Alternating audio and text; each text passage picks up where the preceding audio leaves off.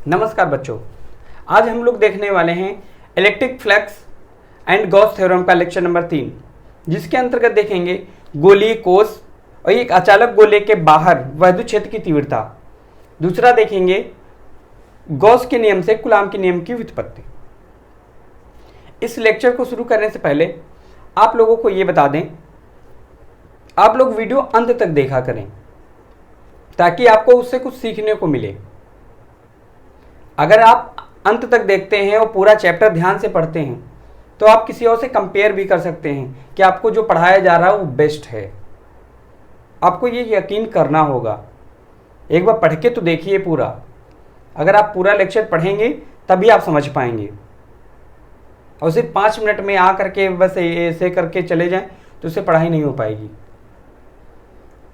आपको जो मिल रहा है वो बेस्ट है। आप पढ़ के पूरा चैप्टर देखिए, फिर आप जहाँ भी ऑफलाइन बैच में या कहीं भी पढ़ते हैं पहले उससे फिर कंपेयर कीजिए, फिर आपको पता चलेगा कि जो पढ़ाया जा रहा है वो बेस्ट है।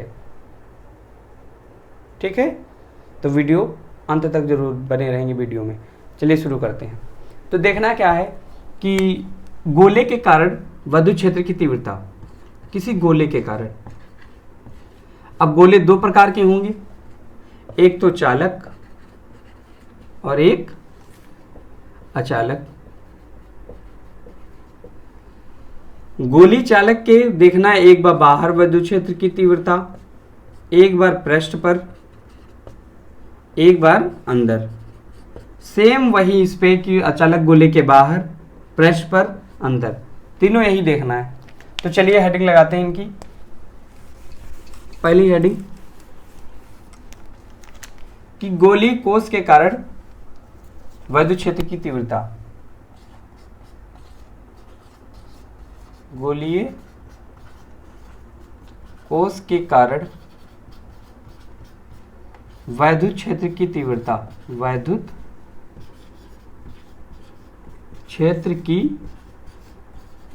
तीव्रता। ठीक, वो भी एक समान रूप से आवेशित होगा, एक समान रूप से आवेशित, एक समान रूप से आवेशित गोलीय कोष के कारण वैद्युत क्षेत्र की तीव्रता। तो चलिए शुरू करते हैं। नंबर 1, गोलीय कोष के बाहर वैद्युत क्षेत्र की तीव्रता। गोलीय कोष के बाहर वैद्युत क्षेत्र की तीव्रता। चलो देखते हैं। ये हमारा हो गया क्या, गोलीय कोष। कोष का मतलब क्या होता है कि गोलीय कोष का मतलब होता है कि खोखला, वो भी चालक, ठोस हो चाहे खोखला हो। इसकी सेम प्रॉपर्टी ये होती है, अगर हम किसी भी तरीके से इसको आवेश देते हैं तो आवेश इसका पूरा इसके पृष्ठ पे आ जाता है, चाहे वो ठोस हो चाहे खोखला हो। समझ में आया? तो ठोस खोखला दोनों की समझ लो सेम ही तुम्हारे डेरिवेशन होंगे, सब कुछ सेम रहेगा। तो इसलिए देखते हैं कि इसको कैसे भी आवेश दिया गया तो ये आवेश कैसा हो जाएगा, एक समान रूप से आवेशित हो जाएगा, पूरे इसका पृष्ठ पर आ जाएगा। कैसे? तो देखो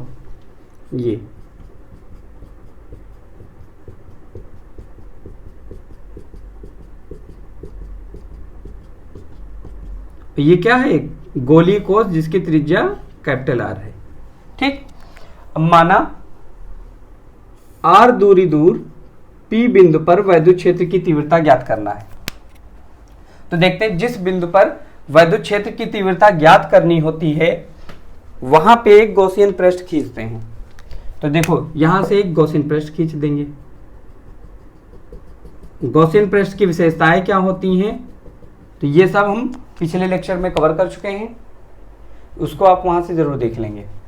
तो गॉसियन पृष्ठ बना लिया। अब गॉसियन पृष्ठ पे क्या करते हैं तो देखते हैं कि गॉसियन पृष्ठ पे वैद्युत क्षेत्र की दिशा किधर है। तो प्लस आवेश है, मान लिया इस पे एक प्लस क्यू आवेश है, तो इस प्लस क्यू आवेश के कारण वैद्युत क्षेत्र बाहर की ओर, एरिया वेक्टर भी बाहर की ओर, थीटा 0 डिग्री। तो देखते हैं कि पी बिंदु पर वैद्युत फ्लक्स कितना होगा। पी बिंदु पर वैद्युत फ्लक्स। तो P बिंदु पर वैद्युत फ्लक्स कितना होगा, तो फाई E इज इक्वल होता है E डॉट आर वेक्टर। तो E डॉट जैसे ही हटता है तो ई ए होता है, sorry E dot A vector, तो ई ए कॉस थीटा आ जाता है। थीटा की जगह पे कितना, 0 डिग्री, तो कॉस 0 का मान 1 होता है। तो यहां से फाई ई कितना आ गया, ई ए। इक्वेशन नंबर फर्स्ट, ये आ गया फ्लक्स। लेकिन हमको लगाना है कि गॉस की प्रमेय, तो गॉस के नियम के अनुसार वैद्युत फ्लक्स, गॉस के नियमानुसार क्या हो जाएगा, तो गॉस कहते हैं कि वैद्युत फ्लक्स जो है हमारे गॉसियन पृष्ठ के अंदर जितना कुल आवेश है उसको एप्सिलॉन नॉट से भाग दे दें तो हमारा फ्लक्स आ जाता है। ठीक, अब दोनों फ्लक्स हैं तो समीकरण 1 तथा 2 को बराबर रखने पर तो यहां से कितना हो जाएगा, ई ए बराबर क्यू बाई एप्सिलॉन नॉट। लेकिन इससे भी करने से पहले इसकी हिंदी लिखी जाती है। ये फिगर बनाएंगे, उसके जस्ट यहाँ पे हिंदी लिखेंगे, उसके बाद डेरिवेशन करेंगे। अब हिंदी क्या लिखनी होती है, हिंदी वही लिखी जाती है जो हम चित्र बनाते हैं। जैसे कि माना एक गोली कोस है जिसकी त्रिज्या r है, इसको धनावेश माना, इसको प्लस क्यू धनावेश दिया गया है, जो धनावेश इसके पृष्ठ पर एक समान रूप से वितरित हो गया है। इस गोली कोस के केंद्र से r दूरी दूर P बिंदु पर वैद्युत क्षेत्र की तीव्रता ज्ञात करनी है। इतना लिखना है, जितना चित्र बनाते हैं यही लिखते चले जाते हैं। वो हिंदी लिखने के बाद तब ये करेंगे। तो ये क्या है, गोला ये भी होगा, तो इसका एरिया किसका लिया जाता है, इस गोले का नहीं, एरिया लिया जाता है किसका, गॉसियन पृष्ठ का। ये जो नीले से बना है ये, इसको क्या बोलते हैं, गॉसियन सरफेस। इसके बारे में पढ़ा चुके हैं पिछले लेक्चर में, गॉसियन पृष्ठ। ठीक, गॉसियन पृष्ठ, गॉसियन पृष्ठ की विशेषताएं क्या थी, गॉसियन पृष्ठ कहते किसे हैं, सब कुछ कवर कर चुके हैं।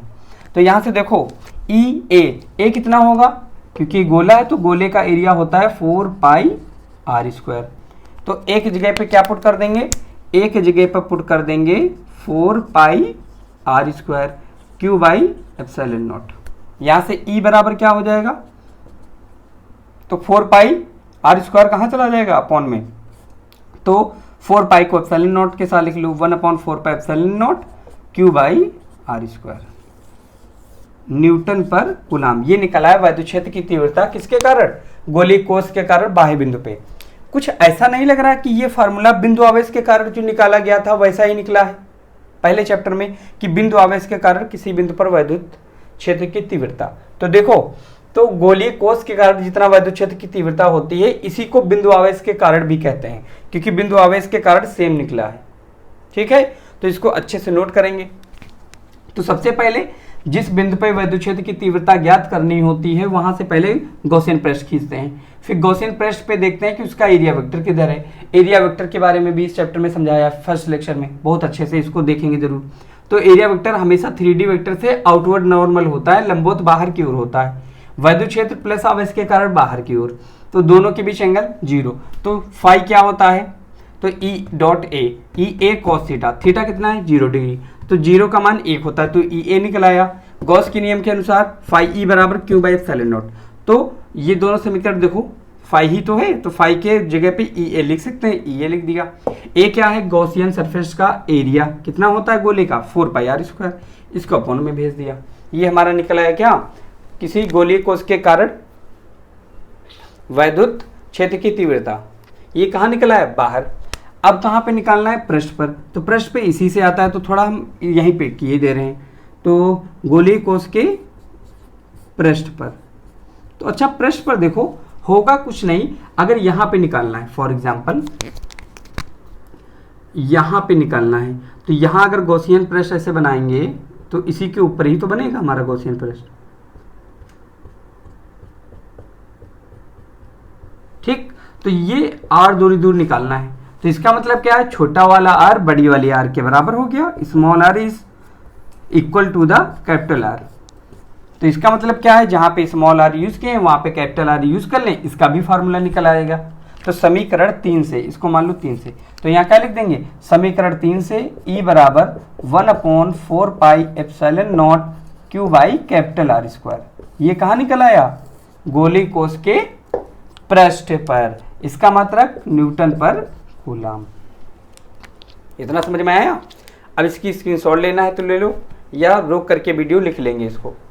ठीक, अब कहाँ पे देखना है, अब देखना है कि गोलीय कोष के पृष्ठ पे वैद्युत क्षेत्र की तीव्रता, वो भी हो चुका है। अब देखना गोलीय कोष के अंदर वैद्युत क्षेत्र की तीव्रता।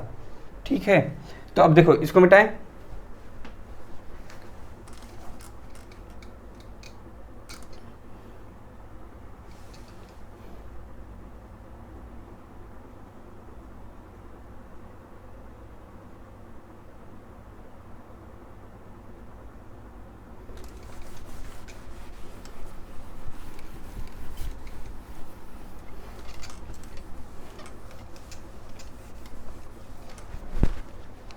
अब देखो क्या करना है कि गोली कोष के अंदर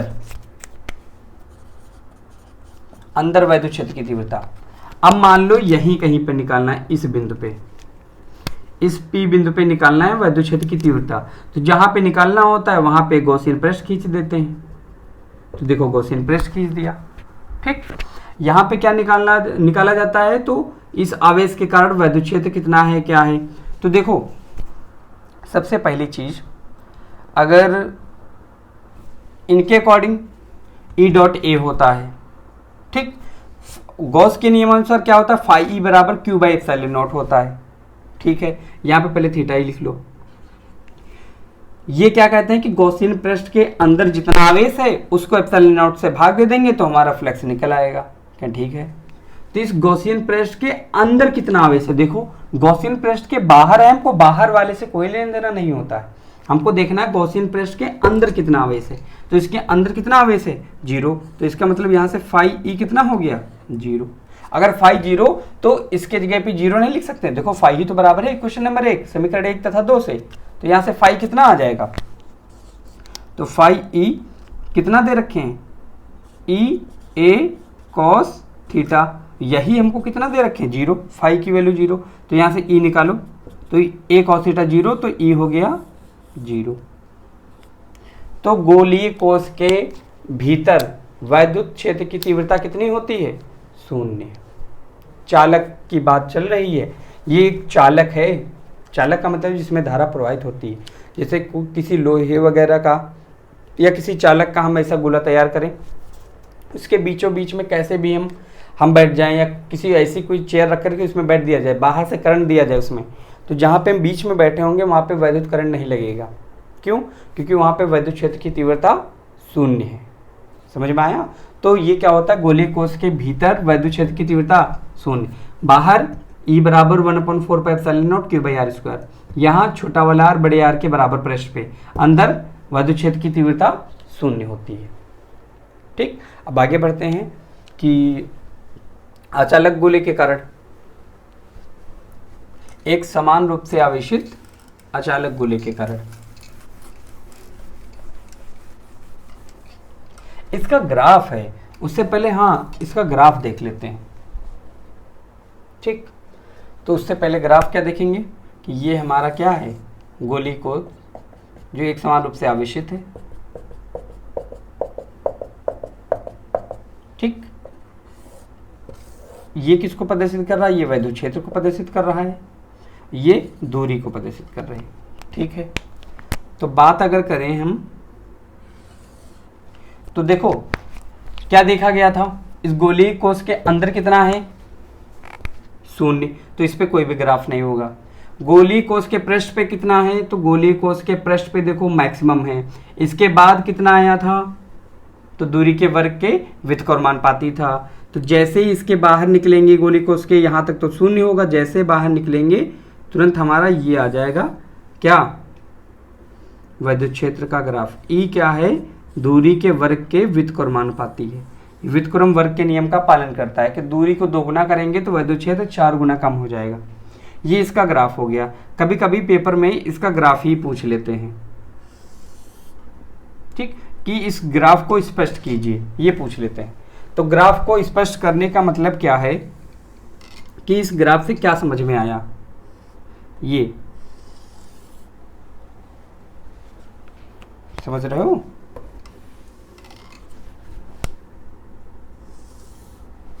कि इस ग्राफ से क्या स्पष्ट हो रहा। तो देखो इस ग्राफ से स्पष्ट ये हो रहा है कि गोलीय कोश के भीतर वैद्युत क्षेत्र की तीव्रता शून्य है। गोलीय कोश के पृष्ठ पर वैद्युत क्षेत्र की तीव्रता देखो मैक्सिमम है। गोलीय कोश के बाहर वैद्युत क्षेत्र की तीव्रता दूरी के वर्ग के व्युत्क्रमानुपाती तथा व्युत्क्रम वर्ग के नियम का पालन करती है। ये हमारा हो गया क्या, इस ग्राफ का मतलब। समझ में आया? इस ग्राफ का मतलब क्या है, देखो अंदर कोई भी लाइन नहीं है, इसका मतलब अंदर वैद्युत क्षेत्र शून्य है। ऊपर जितना बढ़ेगा ये वैद्युत क्षेत्र को दर्शाएगा, जितना आगे बढ़ेंगे वो दूरी को दर्शाएगा। तो अंदर देखो अगर दूरी बढ़ाएं भी तो वैद्युत क्षेत्र बढ़ ही नहीं रहा, क्योंकि है ही नहीं। बाहर जैसे पृष्ठ पे तुरंत बहुत ज्यादा मिलेगा वैद्युत क्षेत्र, जैसे आगे बढ़ेंगे एकदम से कम होने लगेगा। जैसे जितना बाहर होते चले जाएंगे उतना वैद्युत क्षेत्र कम होता चला जाएगा। ये इसका ग्राफ हो गया।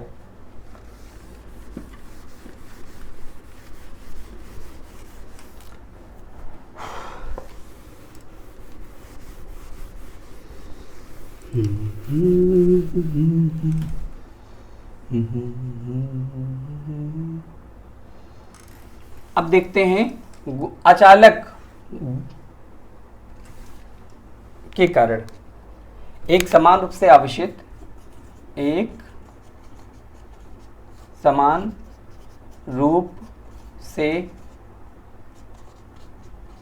आवेशित अचालक गोले के कारण वैद्युत क्षेत्र की तीव्रता। अब की बार देखना है कि एक अचालक गोला है। अचालक गोले की एक खासियत होती है, जैसे लकड़ी वगैरह का या कोई अचालक का गोला है, तो इसमें क्या होगा, अगर इसको हम आवेश देंगे, अगर किसी भी तरीके से बाहर से आवेश देंगे तो इसके पृष्ठ पे ज्यादा होगा। जैसे फॉर एग्जांपल वायर लाइन यहां पे रखें तो इसके पृष्ठ पे आवेश ज्यादा होगा, यहाँ पे करंट होगा। इसके जस्ट अपोजिट पीछे चले जाएं तो वहां आवेश बहुत कम, ना के मात्र होगा। अगर किसी भी तरीके से हम इसके अंदर आवेश ले जाएं तो आवेश इसके अंदर ज्यादा होगा, यहाँ पृष्ठ पे कम होगा। एक अचालक की बात चल रही है। चालक में क्या होता है, उसको आवेश कहीं भी दो, उसका सारा आवेश उसके पृष्ठ पे आ जाता है। यहाँ पे क्या होता है कि आवेश जहां पे देंगे वहां ज्यादा होगा, अंदर की ओर बढ़ते जाएंगे कम होता जाएगा, अंदर देंगे तो बाहर की ओर कम होता जाएगा। ठीक, उसके बाद क्या है, तो यहाँ पे जो लिया गया है फिजिक्स में जंक्शन लिया गया है कि वो एक समान रूप से आवेशित है। आपके इंटर में यही दिया है, आपके सिलेबस में यही है कि वो जो गोला है वो एक समान रूप से आवेशित है। ठीक, तब तक आप थोड़ा पिछला देखें, पानी पी के आते हैं।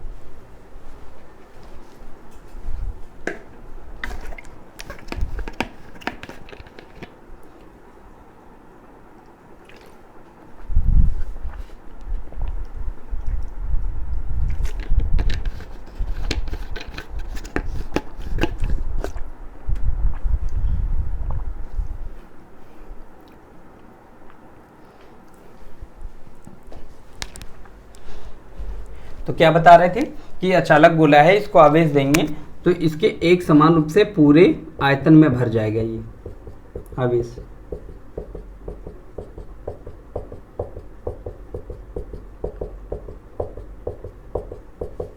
ठीक, अब ये किसका क्या हुआ, ये सेंटर हो गया। मान ले इसकी त्रिज्या कैपिटल आर है। अब हमको एक बार इसके पृष्ठ के बाहर निकालना है, वैद्युत क्षेत्र की तीव्रता कितनी होगी, पी बिंदु पे आर दूरी दूर। ठीक, तो एक बार कहाँ निकालना है, इसके बाहर वैद्युत क्षेत्र की तीव्रता। ठीक, जिस बिंदु पे वैद्युत क्षेत्र की तीव्रता निकालनी होती है तो वहां से पहले एक गॉसियन पृष्ठ खींचते हैं। ठीक, और यहां पे पहले देखते हैं प्लस आवेश के कारण वैद्युत क्षेत्र बाहर की ओर और एरिया वेक्टर बाहर की ओर, थीटा 0 डिग्री। मान ले इस पे प्लस क्यू आवेश है, तो सबसे पहले इसकी थ्योरी यहाँ पे लिखते हैं कि माना एक अचालक गोला है जिसको प्लस क्यू आवेश दिया गया है, जिसमें पूरा आवेश इसके आयतन में भर गया है। इस गोले अचालक गोले के कारण आर दूरी दूर पी बिंदु पर वैद्युत क्षेत्र की तीव्रता ज्ञात करनी है। माना वहाँ पे वैद्युत क्षेत्र ई तथा एरिया वेक्टर ए है, दोनों के बीच थीटा 0 डिग्री है। ठीक, सॉरी, तो P बिंदु पे वैद्युत क्षेत्र की तीव्रता ज्ञात करनी है। तो कितना होता है फ्लक्स, तो P बिंदु पर वैद्युत फ्लक्स, P बिंदु पर वैद्युत फ्लक्स कितना होगा, फाई ई बराबर ई ए कॉस थीटा, तो ई ए कॉस 0 क्योंकि थीटा 0 है, तो यहाँ से कितना आ जाएगा, यहाँ से आ जाएगा ई ए सिर्फ। ठीक, अब गॉस के नियम के अनुसार कितना होगा, according to Gauss law, Gauss के नियमानुसार, गॉस के नियम के अनुसार कितना होगा, तो गॉस क्या कहते हैं, गॉस का कहना वही होता है कि गॉसियन पृष्ठ के अंदर जितना आवेश हो तो प्लस क्यू आवेश है उसको एप्सिलॉन नॉट से भाग दे दें, वही हमारा क्या हो जाएगा, वैद्युत फ्लक्स। कह रहे ठीक है, ये समीकरण नंबर 1, समीकरण नंबर 2 दोनों बराबर हैं, फ्लक्स हैं तो बराबर लिख सकते हैं, तो इसका मतलब ई ए बराबर क्यू बाई एप्सिलॉन नॉट।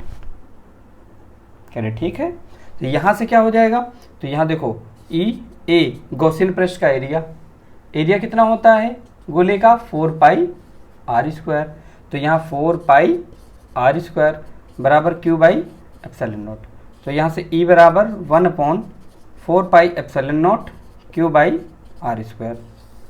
ये क्या निकल के आ गया, इस अचालक गोले के कारण P बिंदु पर, किसी बाहर P बिंदु पर विद्युत क्षेत्र की तीव्रता।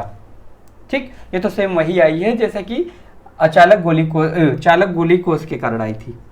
अब इसके पृष्ठ पे निकाल लेते हैं, पृष्ठ पर, अब पृष्ठ पर कितनी होगी, समीकरण नंबर 3 मान लो, समीकरण 3 से, तो यहाँ पे देखो अगर पृष्ठ पे निकालना होगा तो आर आर के बराबर हो जाता है, ये तो आपको बताया ही था। मान लो अब की बार हमको निकालना हो यहीं पर ही, इस वाले बिंदु पे, यहाँ पर स्मॉल आर दूरी दूर यहाँ पे, तो क्या हो जाएगा, तो इसी के ऊपर गॉसियन पृष्ठ ऐसे बन जाएगा, बनेगा कि नहीं।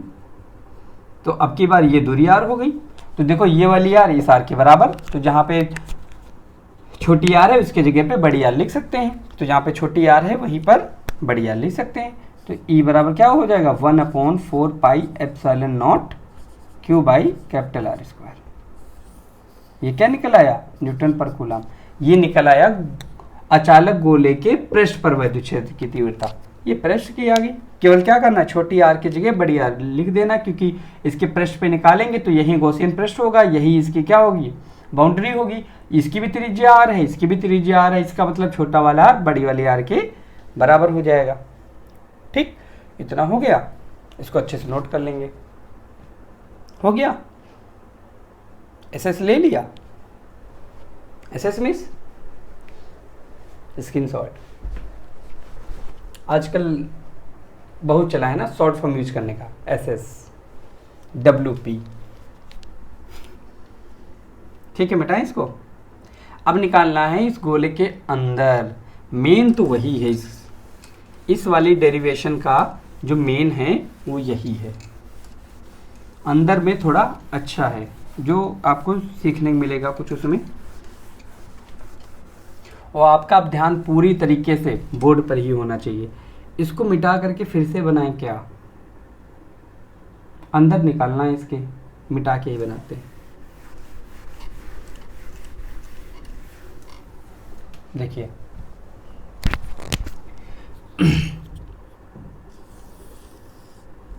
ठीक, ये कैसा है, एक समान रूप से आवेशित,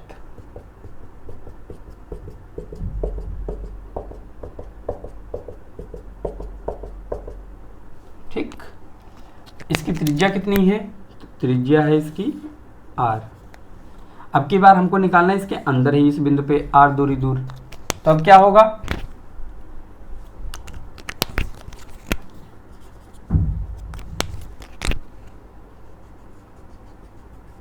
यहां से गॉसियन पृष्ठ खींच लेते हैं। ठीक, ये क्या हो गया, ये हो गया गॉसियन पृष्ठ। इस पूरे गोले पर आवेश कितना था, Q प्लस का।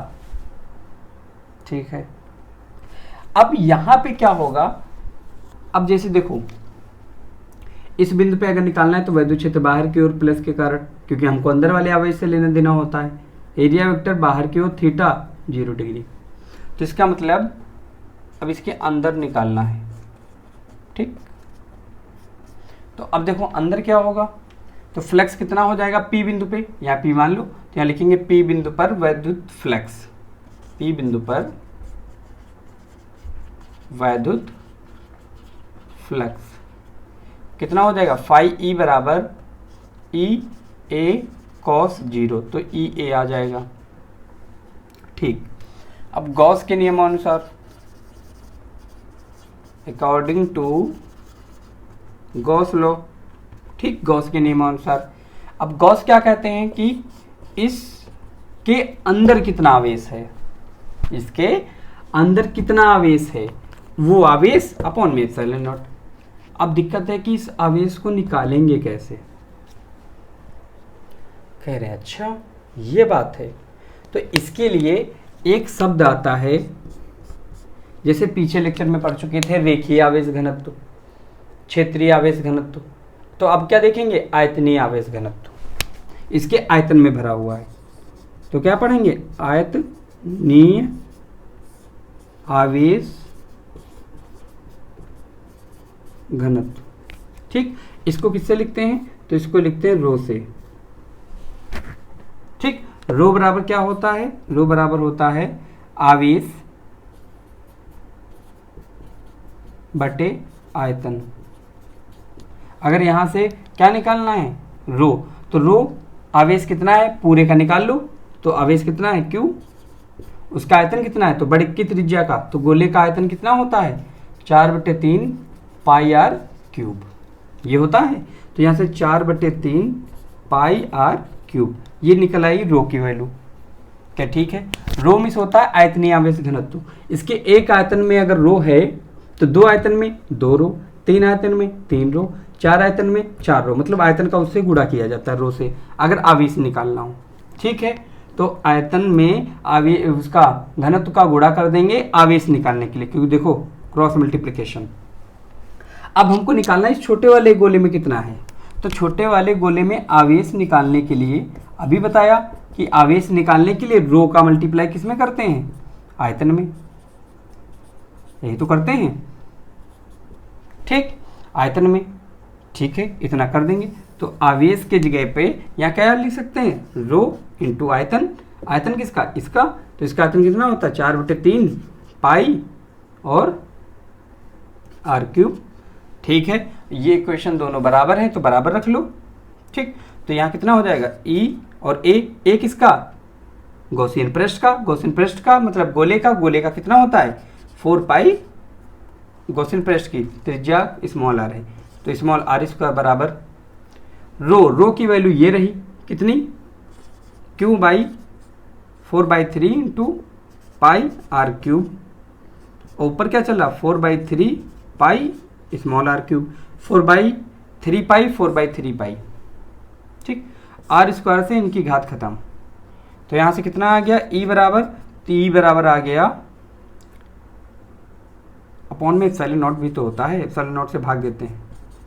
ठीक, तो यहां से कितना आ गया 1/4 पाई एप्सिलॉन नॉट क्यू छोटा आर अपॉन आर क्यूब, बस यही तो बचा, 4 पाई नीचे और आर क्यूब बचा नीचे, ऊपर आर बचा। ठीक, न्यूटन पर कूलम।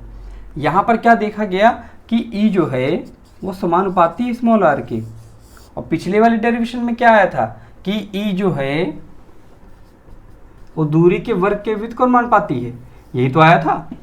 तो अब देखो, तो अब क्या हो जाएगा, दूरी इसका व्युत्क्रमानुपाती का मतलब होता है कि एक को बढ़ाएंगे दूसरा घटेगा। यहाँ क्या होता है, समानुपाती में एक को बढ़ाएंगे दूसरा बढ़ेगा, ये क्या मतलब है, तो देखो जितना ज़्यादा आवेश होगा उतना ज़्यादा वैद्युत क्षेत्र होगा। अभी इतने एरिया में मान लो कम आवेश है, एरिया ज़्यादा ले लो, आर बढ़ा दो तो वैद्युत क्षेत्र बढ़ गया, और बढ़ा दो और बढ़ गया, और बढ़ा दो और बढ़ गया। ये कहाँ तक बढ़ेगा, सिर्फ इसके पृष्ठ तक। पृष्ठ के बाहर कितना था, दूरी के वर्ग के व्युत्क्रमानुपाती, तो इसके बाहर जैसे बढ़ेंगे फिर कम होना शुरू हो जाएगा। तो गोले के अंदर की बात चल रही है कि अंदर जब भी देखेंगे तो आर पे डिपेंड करेगा, आर बढ़ाते चले जाएं, इसका एरिया बढ़ता चला जाएगा, आवेश बढ़ता चला जाएगा, वैद्युत क्षेत्र बढ़ता चला जाएगा। जैसे पृष्ठ के बाहर निकलेंगे तो वैद्युत क्षेत्र क्या हो जाएगा, दूरी के वर्ग के व्युत्क्रमानुपाती हो जाएगा। ठीक, तो यहाँ तक इतना हो गया। इसको थोड़ा अच्छे से समझेंगे कि इसका घनत्व निकाल लेंगे, घनत्व सब जगह समान होता है। तो इसका आवेश कैसे निकालेंगे, तो आवेश होता है रो इंटू आयतन, तो आवेश हो जाएगा रो इंटू आयतन। रो जिस आयतन का आवेश निकालना हो, इसको हमको इस आयतन का निकालना है। इसका आयतन क्या है, गोला है, तो गोले का होता है 4/3 पाई आर क्यूब। ठीक, और रो की वैल्यू ये रही, तो रो की वैल्यू देखो रो की जगह रख दिया, अपॉन एप्सिलॉन नॉट होता ही है गॉस के नियम के अनुसार कि आवेश बटे एप्सिलॉन नॉट, और फाई की वैल्यू ये रही, और ए एरिया इस गॉसियन सरफेस का 4 पाई आर स्क्वायर। यहाँ से देखो आर स्क्वायर घात खत्म, 4/3 पाई, 4/3 पाई निपट गया, ऊपर आर क्यू बचा, नीचे 4 पाई नीचे चलाएगा तो 4 पाई एप्सिलॉन नॉट और आर क्यूब। यहाँ से देखा ई आर के समानुपाती है। यहाँ तक समझ में आया। अब इसको नोट करेंगे। अब देखो, अब इसका भी ग्राफ है।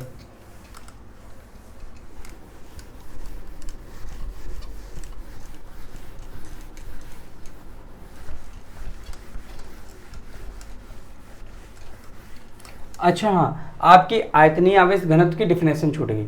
तो आयतनीय आवेश घनत्व किसे कहते हैं, हेडिंग डाल लो, आयतनीय आवेश घनत्व।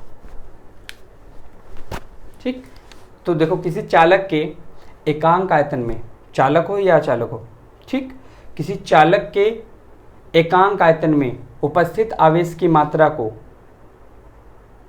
आयतनीय आवेश घनत्व कहते हैं। लेकिन चालक होगा तो उसके पृष्ठ पे आ जाएगा ना, तो अचालक, इसको सिर्फ कहो एकांक आयतन में उपस्थित आवेश की मात्रा को आयतनीय आवेश घनत्व कहते हैं। इसे रो से प्रदर्शित करते हैं। इसका मात्रक कूलाम प्रति मीटर क्यूब होता है। समझ में आया। तो देखो पहले इसका गोला बना लो, आवेश सारा इसके पृष्ठ पे नहीं है, सब अंदर है।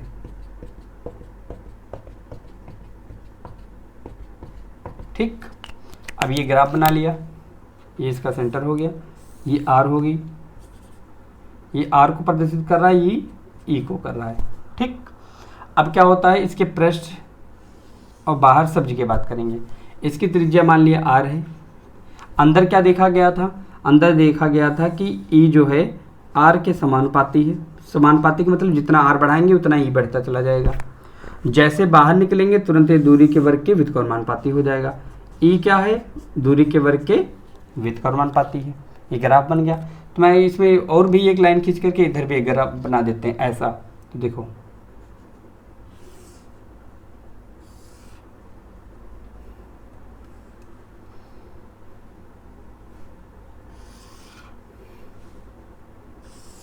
इस टाइप का बना देते हैं, तुम्हारा बुक में बना होगा। ठीक, अब देखो पूछ लेते हैं इस ग्राफ से स्पष्ट क्या हुआ। पेपर में कभी कभी बोर्ड परीक्षा में डायरेक्ट यही पूछ लेते हैं कि इस ग्राफ से क्या स्पष्ट हुआ। तो देखो इस ग्राफ से ये स्पष्ट हुआ कि जो वैद्युत क्षेत्र है वो गोलीय कोश या अचालक गोले के अंदर दूरी के समानुपाती है तथा बाहर व्युत्क्रमानुपाती है। तो इस ग्राफ से यह स्पष्ट होता है कि अचालक गोले के भीतर वैद्युत क्षेत्र की तीव्रता दूरी के समानुपाती होती है, अर्थात दूरी बढ़ाने पर वैद्युत क्षेत्र बढ़ता है। ठीक, जैसे ही पृष्ठ पे पहुंचते हैं तो पृष्ठ पे क्या होता है, फिर धीरे धीरे कम होने लगता है। पृष्ठ के बाहर वैद्युत क्षेत्र की तीव्रता दूरी के वर्ग के व्युत्क्रमानुपाती होती है तथा व्युत्क्रम वर्ग के दूरी के व्युत्क्रम वर्ग के नियम का पालन करती है। ठीक, इससे ये स्पष्ट हुआ। ये पूछ लेते हैं कभी कभी। ठीक, अब देखते हैं इस चैप्टर की लास्ट हेडिंग।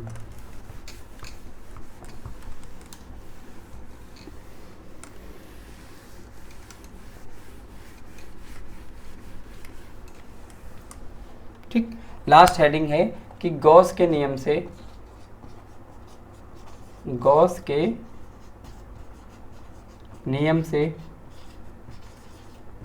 कूलाम के नियम की व्युत्पत्ति।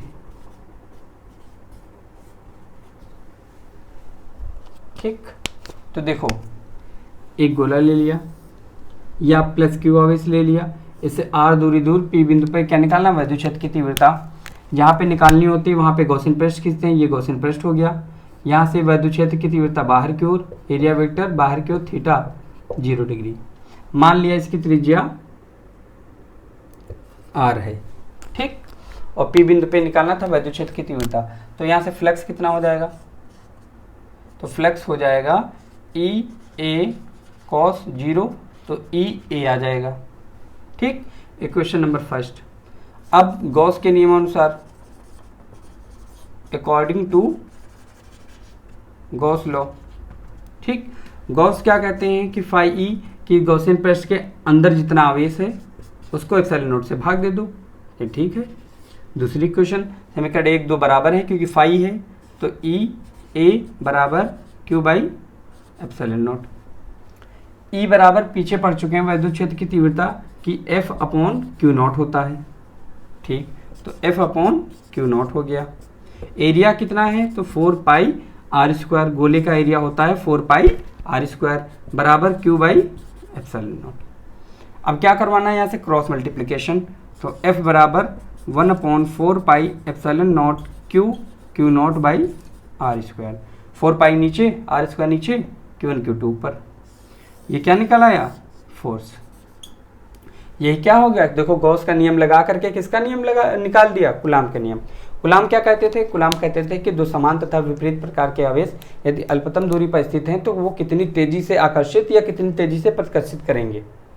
ठीक, तो उन्होंने अपना नियम ये बनाया कि दो स्थिर बिंदु आवेशों के बीच लगने वाला आकर्षण या प्रतिकर्षण बल दोनों आवेशों के गुणनफल के समानुपाती तथा बीच की दूरी के वर्ग के व्युत्क्रमानुपाती होता है। समझ में आया? ये आपका दूसरा चैप्टर भी कंप्लीट हो गया है। आप अच्छे से पढ़ाई करते रहें, आपको पूरी मेहनत के साथ पढ़ाया जाएगा। ऐसा कभी नहीं लगेगा कि हम आपके साथ मजाक करने के लिए आए हैं। मजाक करने का मतलब है आपके पढ़ाई के साथ मजाक, ऐसा कभी नहीं होगा।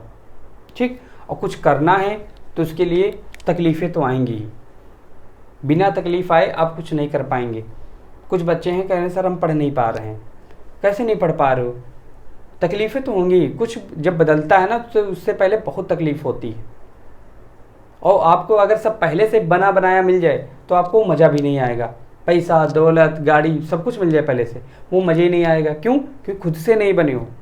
जब आप खुद से जीरो से बनते हो तब कुछ मज़ा आता है कि हाँ अपने दम पे कुछ किया है। तब मम्मी पापा को भी गर्व होता है हाँ इसमें कुछ दम है, चाहे लड़का हो या लड़की हो। जब तक आप अपने पैरों पे नहीं खड़े होंगे वो मज़ा ही नहीं आएगा। तो इसलिए लगे रहें, मेहनत करते रहें। ठीक, और मेहनत का सबसे बड़ा फल ये है कि आपको कुछ ना कुछ वो रिटर्न जरूर देती है। आपकी मेहनत का फल जरूर मिलेगा। समझ रहे हो? आप जिसको समय देंगे वो आपका होगा। जो इस समय आपका है उसको समय दिए हैं। समझ में आई? तो इसका मतलब पढ़ाई को आप समय दीजिए। देखिए पढ़ाई नहीं समझ में आती है, एक दिन नहीं आएगी, 2 दिन नहीं आएगी, 3 दिन नहीं आएगी, हमेशा आएगी ही नहीं। ठीक, तो आप पढ़ाई करने के लिए तत्पर तो हों, मेहनत करते रहें, अच्छे से पढ़ते रहें। ठीक है, बाकी ताकि जो आप सपने में सोचे हों या जो आप बनना चाहते हों वो बने। ठीक, तो अच्छे से पढ़ाई करते रहें, स्वस्थ रहें, मस्त रहें, व्यस्त रहें। जय हिंद।